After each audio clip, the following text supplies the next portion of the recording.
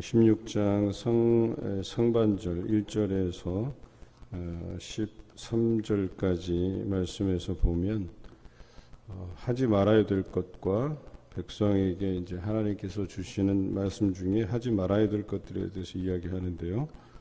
그 첫 번째는 2절에 너는 이 땅에서 아내를 맞이하지 말며 자녀를 두지 말라 말씀하십니다. 또 5절에 보면 초상집에 들어가지 말라 가서 통곡하지 말고 그들을 위해서 애곡하지도 말라 표현하고 있죠. 8절에는 잔치집에 들어가서 그들과 함께 앉아 먹거나 마시지도 말라 그랬어요. 9절에 기뻐하는 소리와 즐거워하는 소리와 신랑의 소리 신부의 소리를 내가 내 목전 내 시대 이곳에서 끊어지게 하리라 말씀하십니다. 다시 말해서 우리의 일상을 다 끊어놓으시겠다 이렇게 표현하고 있어요. 우리가 이 땅에서 행하는 모든 일상적인 행위들에 대해서 이제 무의미하게 만들어 버리시겠다. 너희가 그것으로 인하여서 즐거워하거나 또 기뻐하거나 그래서 그들이 그 일상으로 인해서 얻어지는 기쁨의 모습들까지도 다 거두어 가시겠다 이렇게 말씀하고 계십니다. 심판이라는 것이 이겁니다. 우리가 누릴 수 있는 것들 제대로 다 누려가면서 어떤 행동의 제약만 주시고 어떤 잠시적인 우리에게 어떤 어려움과 환난을 주시는 게 아니에요. 여기서 하나님의 심판의 모습이 잘 드러나 있어요. 모든 어떤 일상에서 얻어지는 기쁨과 즐거움을 다 거두어 가시겠다 말씀하고 계십니다. 이것이 오늘 이스라엘 백성에게 하신 말씀이며 또 우리가 이제 맞이해야 될 어떤 심판의 모습이기도 합니다. 특히나 하나님께로부터 멀어진 삶을 우리가 살아간다면 우리는 여기에서 지나침도 없고 덜함도 없이 여기서 기록된 하나님의 그 심판의 모습을 우리가 경험하게 될 것이다 라고 하는 것입니다. 10절에 이런 모습에 대한 선포에 대해서 선지자는 말합니다. 내가 이 모든 말로 백성에게 말할 때에 그들이 내게 묻기를 여호와께서 우리에게 이 모든 큰 재앙을 선포하심은 어찌 됨이며 우리의 죄악은 무엇이며 우리가 우리 하나님 여호와께 범한 죄는 무엇이냐 하거든. 그러니까 백성들이 그제서야 혹시 내가 당하는 이 심판의 예고가 우리의 어떤 죄 때문인가를 이제 알아보려고 이제 하나님 앞에서 기웃기웃하는 거예요. 사실은 멸망당하는 짐승들은 자기가 죽는지도 몰라요. 그냥 물론 이제 어떤 짐승들은 도살장에 끌려가면 눈물을 흘린다 이런 그런 속설들이 있기는 하지만 우리는 대체적으로 그 망하는 인생을 잘 살펴보면 망할 줄 모르고 그렇게 날뛰다가 결과적으로 망하게 되는 경우가 많다는 거예요. 그런데 참 이거는 다행스러운 모습이기도 해요. 어찌 보면 어리석기도 하지만 한편으로는 다행스러워요. 왜? 우리가 죄 때문에 이런 심판을 당한다고 예레미야 선지자를 통해서 듣게 되는데 우리가 뭐 때문에 그런 심판을 받느냐, 우리가 저지른 죄가 뭐냐라고 하는 것을 선지자에게 묻게 되는 거예요. 그때 하나님께서 이렇게 이야기하라고 합니다. 11절 다른 신들을 따라서 그들을 섬기며 그들에게 절하고 나를 버려 내 율법을 지키지 아니하였다 말하라는 거예요. 그래서 예레미야 선지자는 너희의 죄가 하나님을 버리고 다른 신들을 따랐다. 그들의 어떤 그 신상에게 절하고 하나님의 우리에게 주신 그 말씀 율법을 지키지 아니하였다라고 말하라고 예레미야에게 말씀하십니다. 또한 12절에 보면 너희 조상들보다 더욱 악을 행하였다라고 말하라고 명령하십니다. 그래서 그들이 그 악한 마음의 완악함을 따라서 행하고 내게 순종하지 아니하였다. 이것이 너희가 저지른 죄다라고 말하라는 것이죠. 13절에 보면 또 이렇게 되어 있으면 너희와 너희 조상들이 알지 못하던 땅에 이르게 할 것이고 너희가 거기서 주야로 다른 신들을 섬기리니 내가 너희에게 은혜를 베풀지 아니함이다. 이렇게 말하라고 명령하시죠. 자, 이것이 그들이 저지른 죄의 전형입니다. 즉 하나님을 버리고 다른 신들을 섬기고 하나님의 말씀을 따르지 아니하였다. 또 조상들의 악보다 너희가 더 악하게 행하였다. 그것으로 인해서 이 땅에서 너희가 쫓겨나서 다른 이방 땅에서 살게 될 것이다. 다른 신들을 섬기면서 이렇게 표현하고 있죠. 그런데 이것으로 결말이 맺어지는 것이 아닙니다. 오늘 14절 15절에 다시 한번 우리에게 희망의 말씀을 선지자를 통해서 말씀해 주십니다. 그러나 보라 날이 이르리니 다시는 이스라엘 자손을 애굽 땅에서 인도하여 내신 여호와께서 살아계심을 두고 맹세하지 아니하고 이스라엘 자손을 북방 땅과 그 쫓겨나던 모든 나라에서 인도하여 내신 여호와께서 살아계심을 두고 맹세하리라. 내가 그들을 그들의 조상들에게 준 그들의 땅으로 인도하여 드리리라. 결과적으로는 그들이 포로로 잡혀가게 되지만 하나님께서 그들을 다시금 애굽에서 인도하여 내시듯이 바벨론에서 이끌어내시고 그들의 땅으로 돌아오게 할 것이다. 이렇게 말씀해 주시고 계십니다. 그러나 하나님께서는 이런 포로의 귀환을 예고하시지만 죄에 대한 대가는 반드시 치르게 하시겠다라고 하는 것이 오늘 말씀의 핵심입니다. 16절부터 그것이 등장하죠. 많은 어부를 불러다가 그들을 낫게 하며 많은 포수를 불러다가 그들을 모든 산과 모든 언덕과 바위 틈에서 사냥하게 하리니 그랬어요. 누구를요? 악한 자들을. 이는 내 눈이 그들의 행위를 살펴보므로 그들이 내 얼굴 앞에서 숨기지 못하며 그들의 죄악이 내 목전에서 숨겨지지 못함이라. 하나님께서 다 살피시겠다고 말씀하시는 겁니다. 일거수일투족 우리가 행한 대로 보응을 받게 하시겠다라고 하는 하나님의 강력한 의지가 담겨져 있죠. 요즘 거리에 어디를 가더라도 CCTV가 이렇게 설치가 돼 있어요. 시골은 그렇지 않은 지역도 있겠지만 도심에 가보면 블럭당 하나씩이라고 보시면 돼요. 그래서 범죄자가 죄를 짓잖아요. 거리에서 무슨 범죄를 저지르면 CCTV가 다 추적을 해요. 그 사람이 도망간 동선까지 다 추적이 가능해요. 그래서 범죄 검거율도 높아지고. 그런데 한번 생각해 보세요. 하나님께서 마치 CCTV처럼 우리를 일거수일투족을 다 들여다보시고 계신다는 거예요. 그런데 어떤 외적인 행동만 들여다보시는 게 아니라 그 마음에 그 심중에 생각하는 바를 하나님께서 다 알고 계신다고 한번 생각해 보세요. 우리는 이 CCTV는 우리를 들여다볼까 봐 두려우면서 하나님께서 우리를 그냥 들여다보시고 우리의 심중을 아시는 분이신데 그것에 대해서 우리는 부담스러워하고 두려워하지 않느냐라고 하는 것이죠. 매사에 우리 삶에 대해서 조심스러워하고 다른 사람들은 나를 바라보지 못하지만 하나님께서는 나를 바라보신다라고 하는 이 거룩한 부담감 안에서 우리가 살아가야 될 것이다 라고 하는 것이죠. 그런데 그런 양심의 꺼리낌 같은 것이 잘 없는 것 같아요. 그냥 게으르게 행하든 또 내가 양심 없이 행하든 말씀대로 살아가지 않든 아예 말씀을 접하지도 않든 기도도 하지 않고 이런 것들에 대해서 최소한의 양심도 가지지 않는 거예요. 그저 사람들 볼 때에만 기도하는 척, 사람들 볼 때에만 말씀 보는 척, 사람들 없을 때는 그냥 내 마음대로 또 죄악 가운데 거하고.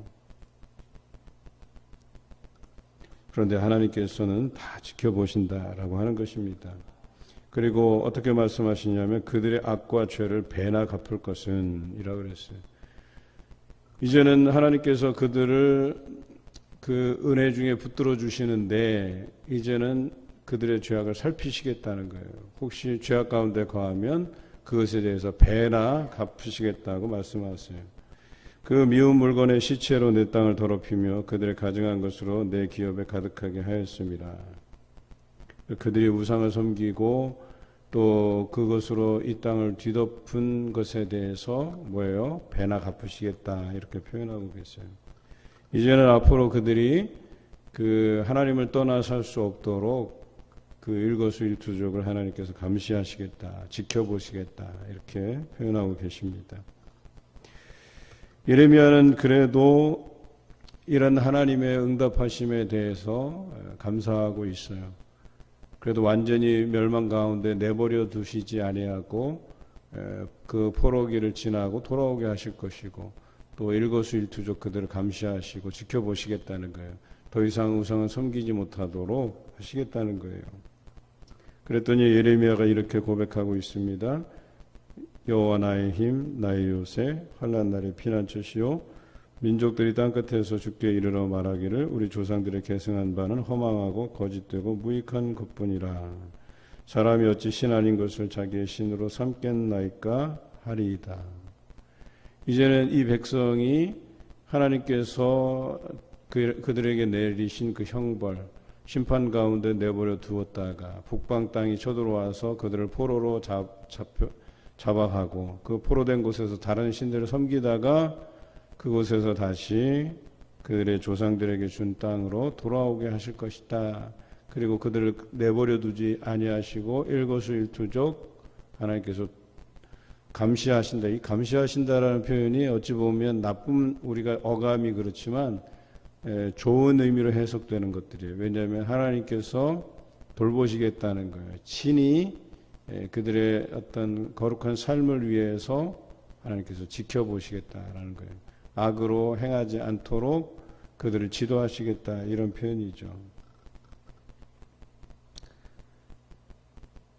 이런 일들 통해서 예레미야의 고백처럼 많은 그 민족들이 땅끝에서 이렇게 이야기한다는 것이에요. 우리가 우리 조상들에게 받은 계승받은 것들은 거짓되고 헛된 것들이다.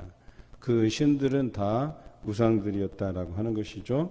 그래서 사람이 어찌 신 아닌 것을 자기의 신으로 삼겠나이까 이런 고백을 드리게 될 것이다 라고 하는 거죠. 이게 깨달음이에요. 그래서 그들이 바벨론 포로기를 지나면서 그런 깨달음을 가지고 다시 돌아오게 하실 것이다 라고 하는 것이죠. 그리고 이 일을 위해서 예비된 선지자가 에스겔 선지자입니다. 그래서 에스겔 선지자가 포로기에 잡혀가서 그 포로기를 지나면서 백성들에게 하나님의 귀한 말씀을 전달하게 되죠. 그래서 그들이 깨닫게 된다는 거예요. 그래서 그들이 의지할 분은 하나님 한 분밖에 없으시다. 그래서 하나님은 나의 힘이시고 요새시고 환난 날의 피난처시다. 그분 외에 다른 것들, 조상들에게서 물려받은 그것들은 참된 신이 아니다. 우리가 어찌 신 아닌 것을 우리가 섬기겠나이까 말하는 날이 올 것이다 라고 말씀하고 계십니다.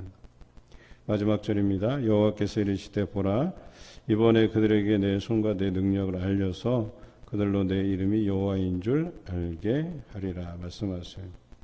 여기서 하나님의 손과 능력이 무엇입니까?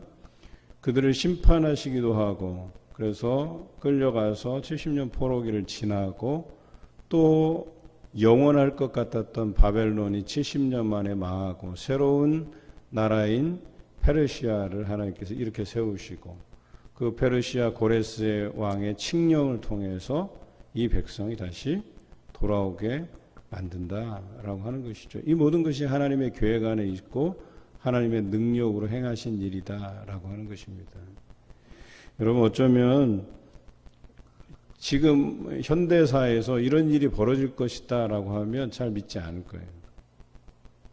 예를 들어서 우리가 알지 못하던 나라가 갑자기 강성해지고 이런 나라가 우리를 침공해서 우리 국토를 초토화시키고 우리를 잡아다가 포로로 잡아간다는 거예요.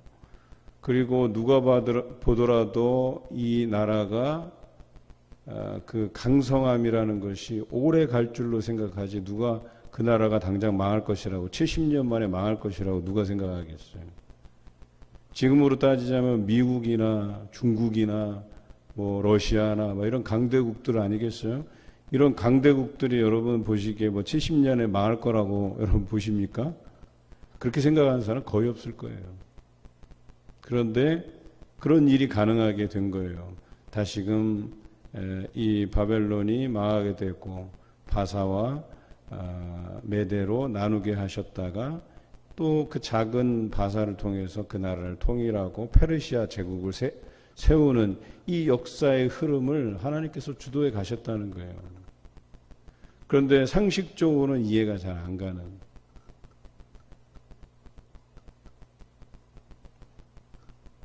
그렇게 해서 하나님께서 이 행하신 그 내 손과 내 능력을 많은 백성들에게 알게 하시겠다라고 하신 이 약속을 이루시는 거죠. 이런 역사를 이루시고 이끌어 가시는 분은 하나님 한 분밖에 없다라고 하는 것을 알게 하시는 거죠. 고레스도 하나님께서 세우신 목자라고 성경은 기록하고 있어요. 상천하지에 이러한 신이 없으시다라고까지 고백하고 있어요. 고레스가 이방 왕이잖아요. 그런데 하나님을 그렇게 칭송하게 돼요. 그러니까 고레스가 이렇게 되어진 일에 대해서 이것이 다 하나님의 섭리였구나라고 하는 것을 깨닫는단 말이죠. 물론 여기서 이제 우리가 보이지 않은 역할론이 있어요. 다니엘이라고 하는 사람이죠. 하나님께서 다니엘을 세워서 바벨론뿐 아니라 페르시아의 어떤 총리로서 활동하게 하신다는 거예요. 그래서 왜 이 바벨론 제국이 망하게 되었는지에 대한 설명, 그리고 결과적으로 이 백성이 섬기는 그들의 신들을 온전히 섬기도록 본국으로 이제 돌아가라고 하는 칙령을 내리게 하는데 일조하게 되죠. 그런데 이 모든 것들이 다 하나님의 섭리 가운데 이루어진 것임을 우리가 잊지 말아야 될 것입니다. 오늘 예레미야 16장을 보면서 그동안의 말씀에서는 희망이 별로 보이지 않아요. 어제 말씀만 해도 하나님의 그 심판은 돌이켜지지 않을 것이고, 그래서 엄격하게 그들을 향한 그 진노의 잔을 쏟으시겠다라고 하는 그 강력한 의지가 보여졌는데, 오늘 말씀에 보니까 그 모든 것도 다 긍휼을 전제한 것이구나라고 하는 것을 우리가 알게 돼요.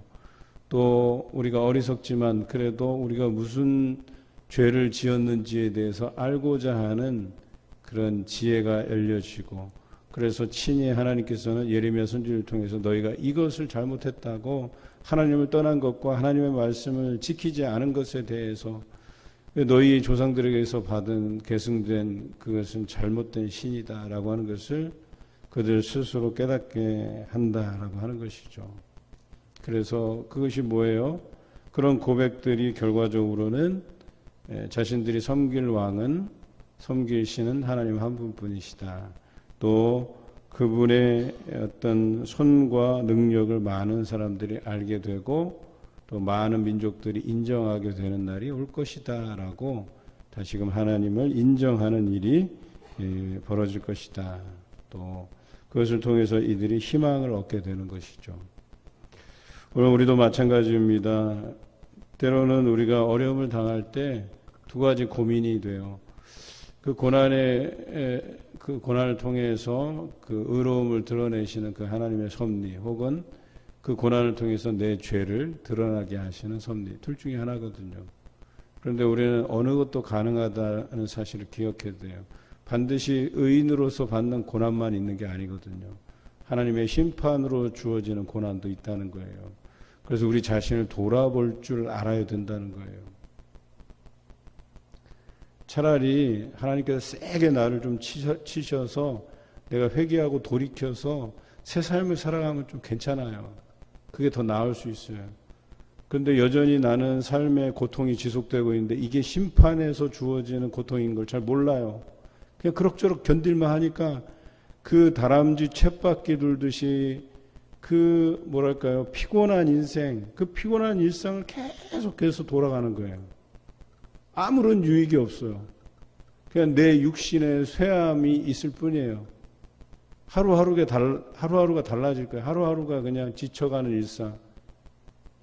그런데 그 많은 시간들 속에서 차라리 그 시간을 내가 하나님께 기도하며 말씀을 묵상하고 하나님께 더 가까이 나가는 삶을 살았더라면 하는 그런 후회를 가지면 차라리 좋은데 그 후회도 없어요.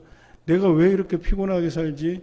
내가 왜 이렇게 무의미한 인생을 살까라는 깨달음도 없이 그저 그냥 처음부터 죽을 때까지 그 피곤한 일상 안에서 꾸역꾸역 살아가는 거예요. 그냥 육신은 쇠하여지고.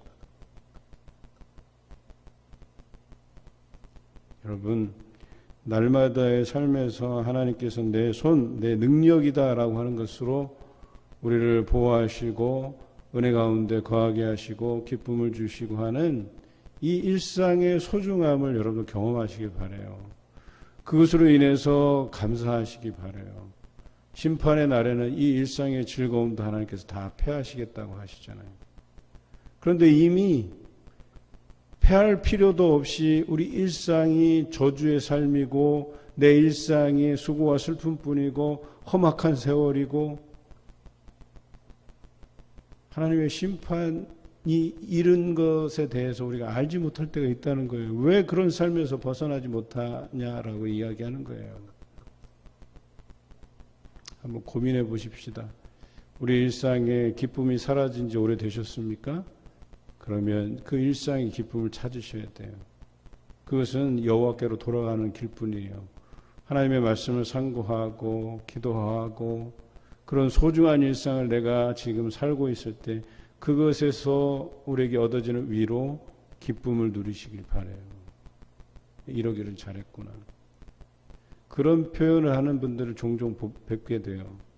병원에 입원하게 됐어요. 건강에 적신호가 와서. 그런데 오히려 내가 그 분주한 일상 안에서 말씀을 접하지 못했는데 병원에서 말씀을 접하는 거예요. 그리고 그 병든 육신 가운데 말씀을 접하다 보니까 이 말씀이 내게 얼마나 달고 유익한가를 그제서야 느끼게 되는 거예요. 여러분, 그것은 병 중에라도 내게 주신 평화로운 일상이라 한다면 감사할 수 있어야 돼요.